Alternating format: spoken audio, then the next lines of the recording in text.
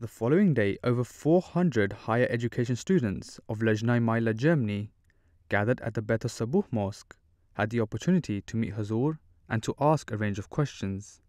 میرا سوال ہے کہ کیا کسی انسان یا جاندار کی تصویر ہاتھ سے بنانا جائز ہے یا نہیں؟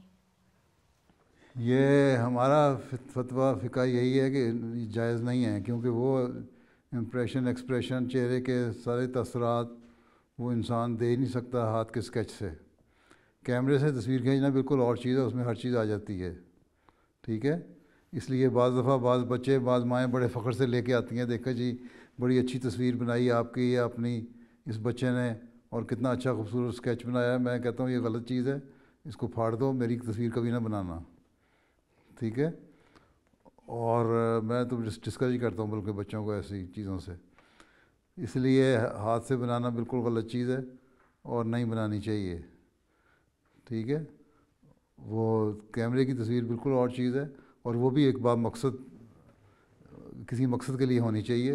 بعض دفعہ تو بعض پیاروں کے اظہار کے لیے لوگ اپنے لیے تصویر کھنچوا لیتے ہیں، پاسپورٹ کے لیے، ویزے کے لیے، آئیڈینٹی کارڈ کے لیے چیزیں ہوتی ہیں، مجبوری ہے آج کل کے زمانے میں، ٹھیک ہے، بہت سارے آئیڈینٹیز کے لیے۔ حضرت مسیح موعود علیہ السلام نے فرمایا کہ میں اپنی تصویر کھنچوائی ہے اس مقصد کے لیے کہ لوگ بعض دفعہ پہچانتے ہیں، شکل سے پہچان لیتے ہیں، دیکھ لیتے ہیں، ان میں اتنی زیادہ قیافہ شناسی ہوتی ہے، آبزرویشن ان کی ایسی اچھی ہوتی ہے کہ وہ دیکھ لیتے ہیں کہ یہ شخص نیک ہے یا کون ہے، تو اس سے پھر ان پہ نیک اثر ہوتا ہے اور تبلیغ کا رستہ کھلتا ہے۔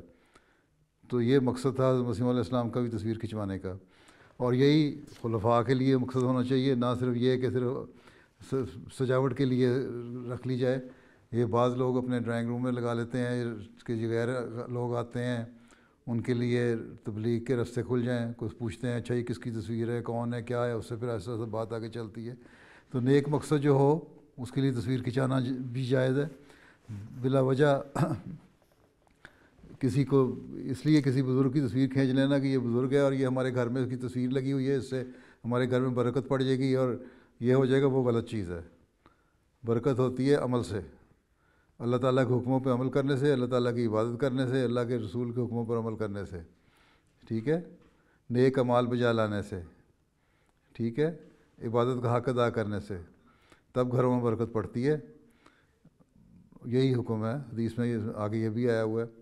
اس لیے اس برکت کو تلاش کرنے کی کوشش کرنی چاہیے۔ باقی جہاں تک یہ سوال ہے ہاتھ سے اسکیچ بنانا، یہ چیز غلط ہے، نہیں بنانا چاہیے کسی جاندار کا۔ ہاں کسی جانور کا ویسے اسکیچ بنا دیا، بنا دو، وہ تو ٹھیک ہے، لیکن انسانوں کو بہرحال نہیں بنانا چاہیے،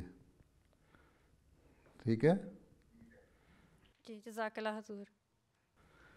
چلو پھر جزاک اللہ۔ تو پیارے حضور، میرا سوال بچوں کی تربیت کے حوالے سے ہے کہ بسا اوقات تربیت کے معاملے میں والدین کے خیالات نہیں ملتے۔ مثلاً اگر والدہ اپنے بچے کو وقف کرنا چاہتی ہے اور والد نہیں، یا والد چاہتے ہیں اور والدہ نہیں، تو ایسی صورت میں کیا فیصلہ کرنا چاہیے؟ بات یہ ہے کہ اگر وقف نو میں پیش کرنا ہے تو دونوں کا آپس میں ایگری ہونا ضروری ہے، ٹھیک ہے، نہیں تو پھر وہ گھر میں چخ چخ پخ پخ رہے گی اور صحیح طرح تربیت بھی نہیں ہو سکے گی بچے کی، ٹھیک ہے۔ اور پھر اگر ماں کی یہ شدید خواہش ہے کہ بچہ وقف ہو، یا باپ کی خواہش ہے کہ بچہ وقف ہو، تو پھر ان کی ایسی تربیت کریں کہ بچہ بڑا ہو کے خود وقف کرے۔ صرف وقف نو کا ٹائٹل لے کے شامل ہو جانا اور ہم کہہ دینا جی ہم وقف نو میں شامل ہیں، اور پھر یہ ہے کہ پڑھائی میں توجہ نہ دینا، جو نمازوں کی طرف توجہ نہ دینا، عبادتوں کی طرف توجہ نہ دینا، دینی علم سیکھنے کی طرف توجہ نہ دینا، باہر پھرتے رہنا، آوارہ گردی کرتے رہنا، لوگوں کی ایسے لڑکوں کو دوست بنانا یا لڑکیوں کو دوست بنانا جو اخلاق جن کے اچھے نہیں ہوتے، جن کو دین سے کوئی تعلق نہیں ہوتا، تو پھر ایسے وقف نو کا فائدہ کیا، ٹھیک ہے۔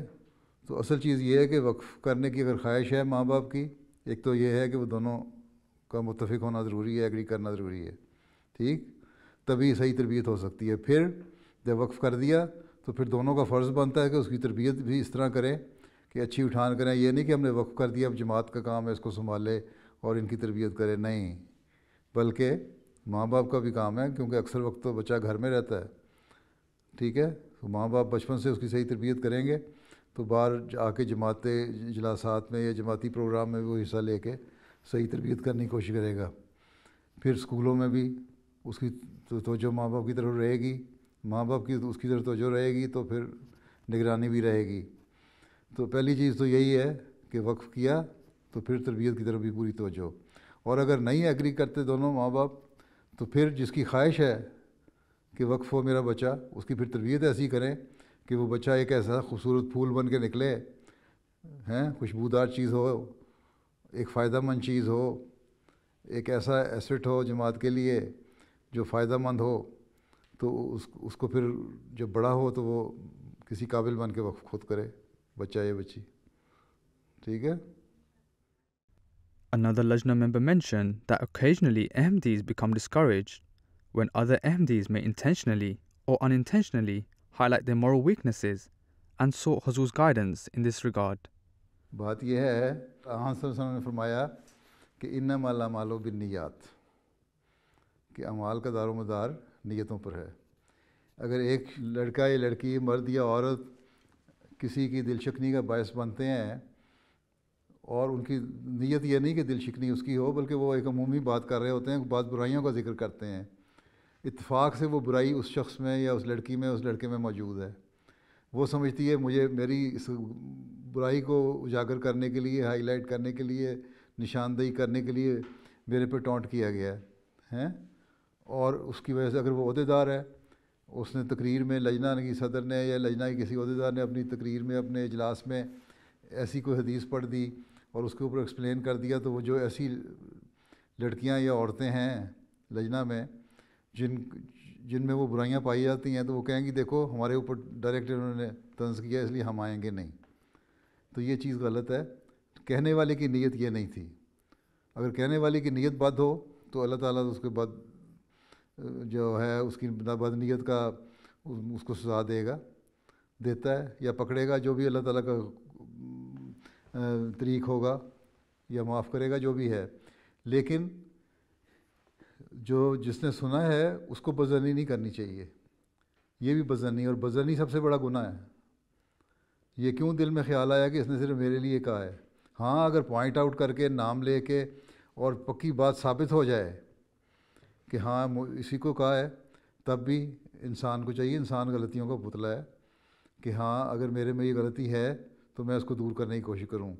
اگر میرے بارے میں ڈائریکٹلی بھی کہا گیا ہے اور میرے میں اگر یہ غلطی ہے تو میں اس کو دور کروں, نہ کہ دین سے ہٹ جاؤں. دین کو سمجھا یا جانا, یا ایک احمدی نے احمدیت قبول کی یا احمدیت پر قائم ہے یا اسلام پہ قائم ہے, تو وہ اس عہدے دار کی وجہ سے یا عورت کی وجہ سے یا مرد کی وجہ سے نہیں قائم. دین ہے دل کا معاملہ. اللہ تعالیٰ نے فرمایا تمہارا دین جو ہے وہ تمہارے دل کا معاملہ ہے. تو اپنے اور دین کو دنیا پہ مقدم رکھنا چاہیے. یہ بھی ہم عہد کرتے ہیں, یہی ہمیں حضرت مسیح علیہ السلام نے سکھایا آ کے. تو اگر ہمارے دل کا معاملہ ہے دین کو دنیا پہ مقدم رکھنا ہے, تو پھر ان دنیاوی باتوں کو سن کے یا کسی اجلاس میں کسی عہدے دار کو سن کے, اگر وہ دنیا دار بھی ہے, وہی عہدے دار یا کہنے والا خود جس بات کو کہہ رہا ہے وہ برائی اس میں بھی موجود ہے, تو تب بھی اس کا گناہ اس کے سر ہے. لیکن اگر سننے والا اس کی وجہ سے دین کو چھوڑتا ہے یا جماعت سے پیچھے ہٹتا ہے یا اجلاسوں سے دور ہٹ جاتا ہے, تو وہ ایک خود بھی گناہ گار بن جاتا ہے. جو کہنے والا وہ تو گناہ گار بنا ہی, لیکن سننے والا دین سے ہٹ کے اپنے آپ کو بھی گناہ گار بنا لیتا ہے. اس لیے وسعت حوصلہ ہونی چاہیے, سننے کا حوصلہ ہونا چاہیے. اس لیے کہتے ہیں کہ اپنے دلوں کو وسیع کرو, وسعت پیدا کرو. خود اپنے انسان اپنا جائزہ لے, اپنے نفس کا انسان خود جائزہ لے. اگر انسان ایک صحیح مومن ہے, صحیح مومنہ ہے, ایمان مضبوط ہے, تو وہ ہر وقت اپنے نفس کا خود جائزہ لیتا رہتا ہے, کیا میرے اندر کون سی برائیاں ہیں, کیا یہ برائی میرے اندر ہے, کیا یہ برائی میرے اندر ہے, اگر ہے تو میں نے اس کو دور کرنا ہے اور کس طرح دور کرنا ہے. اور اگر کوئی مجھے توجہ دلا دے تو میں نے اس کو دور کرنے کی کوشش کرنی ہے. اور اگر کوئی نام لے کے کسی کی مجلس میں برائی کرتا ہے تو وہ مناسب نہیں ہے. اس عہدے دار کو اس سے جو بڑا عہدے دار ہے اس کے ذریعے سے توجہ دلوانی چاہیے کہ اس نے اس طرح کی حرکت کی ہے. کسی کو مجلس میں ڈسگریس کرنا, بے عزت کرنا, جائز نہیں ہے نام لے کے کہنا، لیکن ایک جنرل بات غلطیوں کی طرف نشاندہی کر دینا اس میں کوئی حرج نہیں ہے، اسی سے برائیاں دور ہوتی ہیں۔ اب میں اپنے خطبات میں بہت ساری باتیں کہتا ہوں تو جو پوری جماعت میں مجھے پتہ ہے کہ یہ برائیاں پائی جاتی ہیں، تبھی میں ان کو ایک جنرل صورت میں بیان کر دیتا ہوں۔ تو کیا ساری جماعت ناراض ہو کے جماعت چھوڑ دے گی اب؟ ہیں؟ نہیں نہ چھوڑے گی۔ نہیں حضور نہیں۔ اسی طرح عہدیدارات ہیں، ان کو ایک تو یہ ہے کہ نام نہیں لینا چاہیے، اور اگر نام لیے بغیر ایک جنرل برائی دیکھ کے اپنے ماحول کو صاف کرنے کے لیے وہ بات کرتی ہیں تو سننے والے کو وسعت حوصلہ دکھاتے ہوئے اپنی اصلاح کرنی چاہیے۔ لیکن سب سے اہم بات یہ بھی ہے کہ جو کہنے والا ہے وہ خود اپنے نفس کو بھی دیکھے، کیا اس کا نفس ان برائیوں سے پاک ہے، کیا اس میں یہ برائی نہیں ہے، کیونکہ اللہ تعالیٰ نے یہی فرمایا ہے کہ وہ ایسی بات نہ کہو جو تم خود کرتے نہیں، کیونکہ اللہ تعالیٰ کے نزدیک یہ بہت بڑا گناہ ہے کہ جو تم خود نہیں کہتے دوسروں کو کہو۔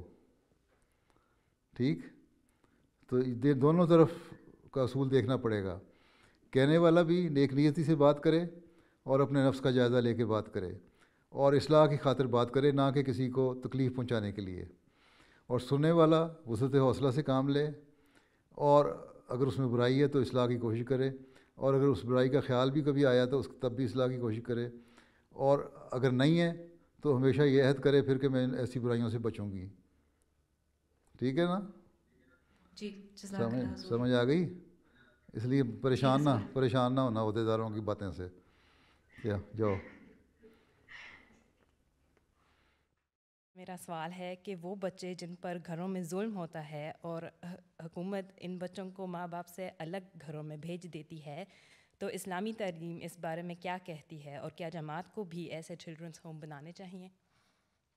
بات یہ ہے کہ جن بچوں پہ ظلم ہوتا ہے وہ ماں باپ ظالم ہیں، اور حکومت کا اپنا قانون ہے یا قاعدہ ہے، اگر ثابت ہو جائے کہ ظلم ہو رہا ہے تو حکومت ان کو لے جائے گی، اس پہ ہم تو کچھ نہیں کر سکتے، ہمارے پاس تو حکومت نہیں ہے۔ ٹھیک ہے؟ ہم تو ایک شہری ہیں، اور جب ہم شہری ہیں کسی ملک کے تو اس ملک کے قانون پہ ہم نے عمل کرنا ہے۔ ٹھیک ہے؟ پہلی بات تو یہ قصور ماں باپ کا ہے کہ ماں باپ ظلم کیوں کرتے ہیں، وہ گناہ گار ہیں، وہ اللہ تعالیٰ کے ہاں بھی جواب دہ ہیں۔ اللہ تعالیٰ نے تو ان کو بچے دیے، ایک نعمت دی، ایک انعام دیا، اس کی ان کو صحیح طرح پرورش کرنی چاہیے، نگہداشت کرنی چاہیے، ان کے پیار سے محبت سے تربیت کرنی چاہیے، اور میں اپنے خطبات میں تقریروں میں کئی جگہ ایسی باتیں کہہ چکا ہوں۔ ٹھیک ہے؟ اگر آپ لوگ سنیں تو پتہ لگے کہ بچوں کی تربیت کس طرح کرنی ہے، وہ میں کئی دفعہ اس بارے میں بیان کر چکا ہوں کہ بچوں سے دوستی کریں، ان سے دوستانہ تعلقات رکھیں، ان کی باتوں کو برداشت کریں، ان کے سوالوں کے جواب دیں، اور ان پہ کسی بھی قسم کا ظلم نہ کریں، کیونکہ بچے بگڑ جائیں گے اس ماحول میں، آج کل کے ماحول میں، جب کہ آزادی کا بہت زیادہ نعرہ لگایا جاتا ہے، بچوں کو بھی غلط طریقے سے اسکولوں میں اور ماحول میں آزادی کی طرف توجہ دلائی جاتی ہے، جو بعض تو جائز آزادی کے حق ہیں، بعض ناجائز بھی ہیں۔ اس لیے ایسے ماحول میں تو پھر ماں باپ کو بہت پھونک پھونک کے قدم اٹھانا چاہیے، اور جو ماں باپ بچوں پہ ظلم کرتے ہیں ان کو اگر جماعت کے بس میں ہو تو سزا بھی ضرور دے، اگر میرے بس میں ہو نا میں تو سزا بھی دوں۔ باقی رہ گئی حکومت لے جاتی ہے، سوشل سروس والے لے جاتے ہیں، سوشل سینٹر میں رکھ لیتے ہیں، وہاں بھی ماں باپ کو پہلے یہی سوچنا چاہیے کہ جب یہ لے جائیں گے حکومت تو پھر ان کو اس سے کوئی پرواہ نہیں کہ آپ مسلمان ہیں کہ احمدی مسلمان ہیں یا دوسرے مسلمان ہیں یا عیسائی ہیں یا یہودی ہیں یا ہندو ہیں، کیا ہے، انہوں نے تو وہاں رکھنا ہے سینٹر میں اور اپنی تعلیم دینی ہے، اور یہ تعلیم یہ دینی ہے کہ آج کل اس بات پہ زیادہ زور ہے خدا ہے ہی کوئی نہیں، مذہب کوئی چیز نہیں ہے، تم آزاد ہو جو تم مرضی کرو۔ وہ اتنا ان کے دماغوں میں ڈالا جاتا ہے کہ بچے جب سوشل سینٹر سے باہر نکلتے ہیں اگر زیادہ لمبا عرصہ رہیں تو وہ ایتھیسٹ بنے ہوتے ہیں، خدا پہ یقین ہی نہیں ہوتا ان کو۔ ٹھیک ہے؟ تو یہ تو پہلے ماں باپ کے سوچنے والی بات ہے کہ ایک طرف تو ان ملکوں میں آئے کہ ہمارے بچے پڑھ لکھ جائیں، ہم ترقی کر جائیں، ہماری مذہبی آزادی ہمیں مل جائے، اور کچھ اچھے شہری بن کے قوم کا ایک فعال حصہ، کارآمد حصہ بن جائیں۔ دوسری طرف ان کی تربیت کرنے میں بالکل بے احتیاطی سے کام لے رہے ہیں، اور پھر جب ماں باپ کو دیکھتے ہیں کہ یہ سوشل سروس والے لے گئے اور وہ اپنی مرضی سے بچوں کو ڈھال رہے ہیں، پھر شور مچاتے ہیں، او جی یہ کر دیا سوشل سروس والوں نے، وہ کر دیا۔ سوشل سروس والوں کا قصور نہیں ہے، ماں باپ کا قصور ہے یہ۔ انہوں نے تو اپنے مطابق جو قانون ہے، قاعدہ ہے ان کا ملک کا، اس کے مطابق انہوں نے کرنا ہے، وہ کر رہے ہیں۔ اور دوسرا یہ کہ ان کو بچے ان کے تو نہیں ہیں، کہنے کو تو وہ اس درد میں لے کے گئے کہ ماں باپ نے بچوں کو ظلم کیا، لیکن تربیت کے لحاظ سے ان میں وہ درد نہیں ہے جو ماں باپ میں ہو سکتا ہے اپنے بچے کے لیے۔ ماں اور کو اپنے بچے کے لیے جو درد ہے دل میں، یا باپ کو بھی اگر ہے، سوائے اللہ ماشاء اللہ کہ بالکل کوئی بدبخت باپ ہو تو اس کو، یا ماں ایسی ہو، عموماً ان کے دل میں بچوں کے لیے زیادہ درد ہوتا ہے۔ بعض دفعہ وہ تربیت کے رنگ میں بھی بچے کے اوپر زیادہ سختی کر دیتے ہیں، اور بچہ ماحول کی وجہ سے سمجھتا ہے کہ میرے پہ سختی ہوئی اور مجھ پہ ظلم ہوا، اور وہ اپنے اسکول میں اسٹوڈنٹ سے ذکر کر دیتا ہے یا ٹیچر سے ذکر کر دیتا ہے، پھر ٹیچر یا اسٹوڈنٹ سوشل سروس والوں کو انوالو کر لیتے ہیں، سوشل سروس والے اس کو آبزرو کرتے ہیں کچھ دیر، اور اگر بچہ کہے کہ ہاں ہاں میرے پہ بھی ظلم ہو رہا ہے تو پھر اس کو لے بھی جاتے ہیں۔ بعض نفسیاتی طور پہ ایسے بچے ہوتے ہیں جو نفسیاتی طور پہ بیمار ہوتے ہیں یا پوری طرح سمجھ بوجھ نہیں رکھتے، اور آج کل ان کا تو ماحول ہی یہی ہے کہ خاص طور پہ مسلمانوں کے بچوں کو تو جتنی جلدی ان کے ماحول سے نکال کے، اسلامی ماحول سے نکال کے، دینی ماحول سے نکال کے دنیاوی ماحول میں ڈالا جائے اتنا بہتر ہے، کہ یہی آج کل کی ترقی کی نشانی بتائی جاتی ہے۔ یہی کہنا ہو کہ قوم ترقی کر رہی ہے، سمجھتے ہیں کہ قوم ترقی اسی طرح کرے گی کہ مذہب سے دور لے جاؤ۔ تو جماعتی موقف تو یہی ہے کہ ماں باپ اپنی اصلاح کریں، نہیں تو سوشل سروس والے لے جائیں گے، اور پھر جو وہ ظلم کریں گے دین سے دور ہٹانے کا، اس ظلم کے ذمہ دار ماں باپ ہوں گے، اور قصوروار ہوں گے، اور گناہ گار ہوں گے۔ ٹھیک ہے؟ اور جہاں گنجائش ہو جماعت کو وہاں ضرور کرنا چاہیے۔ ٹھیک ہے؟ اب آپ جرمنی میں آپ نے بنائی ہے النصرت تنظیم، وہ پتہ نہیں کہاں تک کام کرتی ہے۔ اس کا ایک کام یہ بھی ہونا چاہیے کہ بچوں کے کیئر ہوم کھولے، چلڈرن ہوم کھولے، اور وہاں ایسے بچوں کو رکھیں تاکہ وہاں دینی ماحول بھی رہے، تربیت بھی رہے، اور ایک درد کے ساتھ ان کی دینی تربیت بھی کی جائے، دنیاوی تربیت بھی کی جائے، ان کا خیال بھی رکھا جائے، اور پھر جب ماں باپ کی اصلاح ہو جائے تو ان کے سپرد کر دیے جائے۔ اگر یہ گورنمنٹ سے منظور شدہ ہوں گے تو پھر کر سکتے ہیں، نہیں تو گورنمنٹ کے جو اپنے ادارے ہیں وہ لے جائیں گے۔ تو یہ ملکی قانون کیا ہے یہ تو مجھے زیادہ نہیں پتہ آپ کے ملک میں کیا قانون ہے، لیکن اگر کھل سکتے ہیں، کھلنے کی گنجائش ہو پرائیویٹلی تو ضرور کھولنا چاہیے جماعت کو بھی۔ ٹھیک ہے؟ چلو۔ میرا سوال یہ ہے کہ اکثر انسان کسی صورتحال کو لے کر بہت زیادہ سوچ بچار میں پڑ جاتا ہے، اور بہت نمازیں پڑھنے اور ذکر الہی کرنے کے باوجود اس کے دل میں بار بار ایک خیال یا خواہش ہوتی ہے۔ مثلاً ایک اچھے جیون ساتھی کے لیے دعا کرتے وقت اگر انسان کے دل میں کچھ خواہشات بار بار آتی ہیں تو ایسے میں انسان کو کیسے پتہ چلتا ہے کہ اس کی کوئی خواہش یا خیال اللہ تعالیٰ ہی کی طرف سے اس کے دل میں ڈالا گیا ہے؟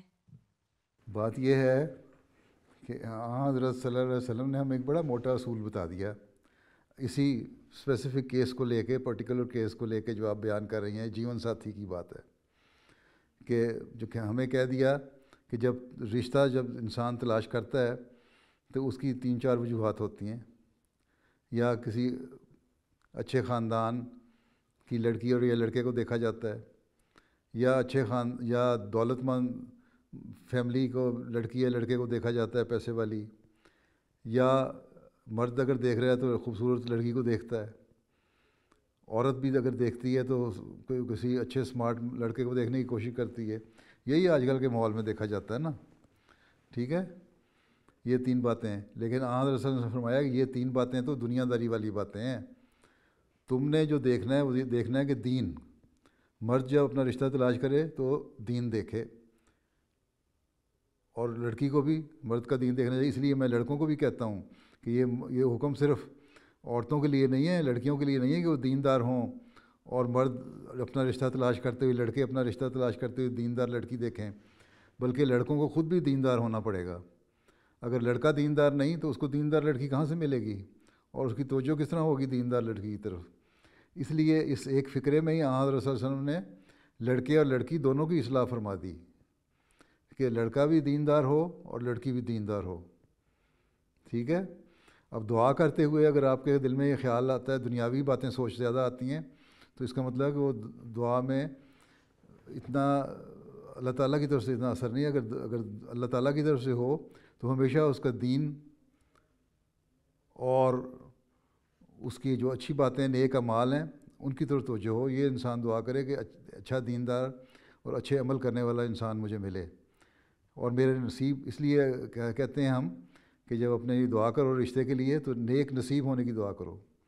ایسا خامد کے لیے دعا کرو جو دیندار بھی ہو, جس کے اعمال بھی اچھے ہوں, جو پڑھا لکھا بھی ہو, جو کیئرنگ بھی ہو, پیار محبت کا سلوک کرنے والا ہو اپنی بیوی سے, اعتماد قائم کرنے والا ہو. یہ نہ دھوکہ دے رہے, ایک اپنی شادی ایک اپنی طرف سے یہاں کر لی, اس کے بعد معاملے آ جاتے ہیں کہ پتہ لگتا ہے کہ یہ کہیں اور بھی دوستیاں چل رہی تھیں. تو ایسے لڑکوں سے پناہ مانگنی چاہیے. اس لیے یہ دعا کرنی چاہیے انسان کو. دعائیں بھی نیک ہوں, دعاؤں کا بھی طریقہ ہے, نیک دعا کرو. یہ صرف یہ نہ دیکھو کہ فلاں لڑکا بڑا خوبصورت ہے, بڑا سمارٹ ہے, بڑے اس کے پیسے ہیں تو وہ مجھے مل جائے, بلکہ یہ دعا کرو کہ اللہ تعالیٰ میرا نصیب نیک کرے.